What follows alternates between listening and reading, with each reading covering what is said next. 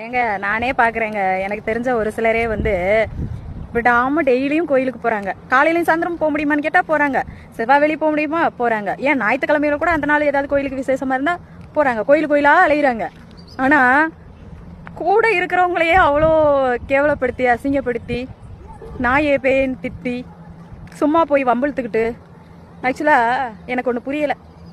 ஒருத்தலை மனசு நோக பேசி அவங்கள அழுக வச்சு அவங்கள உடம்பளவுலையும் உள்ளத்தளவுலையும் நோக வச்சு இப்படியெல்லாம் பண்ணிட்டு நீங்க டெய்லி கோயிலுக்கு போனாப்புல நல்லா இருந்துருவீங்களாங்க? சத்தியமா முடியாதுங்க. கடவுள் இருக்காருன்னு தானே நீங்க போறீங்க. நீங்க போய் ஒரு யூஸும் இல்லைங்க. தயவு செய்து சொல்றேன், இந்த வீடியோ பார்த்து நீங்க தெரிஞ்சுக்கிட்டீங்களாலும் பரவாயில்ல. சத்தியமா ரொம்ப அப்படியே கஷ்டமா இருக்கு. அதெல்லாம் பார்க்கும்போது ரொம்ப கஷ்டமா இருக்கு. எதுக்கு கோயிலுக்கு போறீங்க?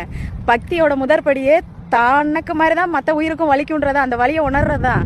அது புரியுதா? மற்ற உயிர்களும் நம்ம மாதிரி தானே, மற்ற உயிர்களும் அதுக்கும் வலிக்கும்ல அப்படின்னு நினைக்கிறதா. அப்படி இருக்கும்போது மற்ற உயிர்களையே அப்படி மதிச்சு நினைக்கிறதுக்கு பேர் தான் பக்தியோட முதல் படியே. அப்படி இருக்கும்போது மனுஷனையே நீங்க அவ்வளோ பேசி நோகடிச்சு அழுக வச்சு அவங்கள சாப்பிட விடாம தூங்க விடாம அவ்வளோ பண்ணி நீங்க டெய்லி கோயிலுக்கு போய் என்னங்க யூஸ் இருக்கு?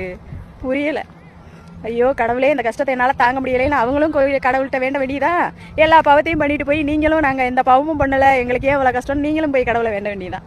அவர் யாருக்கு தீர்ப்பு சொல்றது? ரொம்ப குழப்பமான விஷயம்தான் இல்லை? இப்படி தாங்க பண்ணுறீங்க சில பேர்.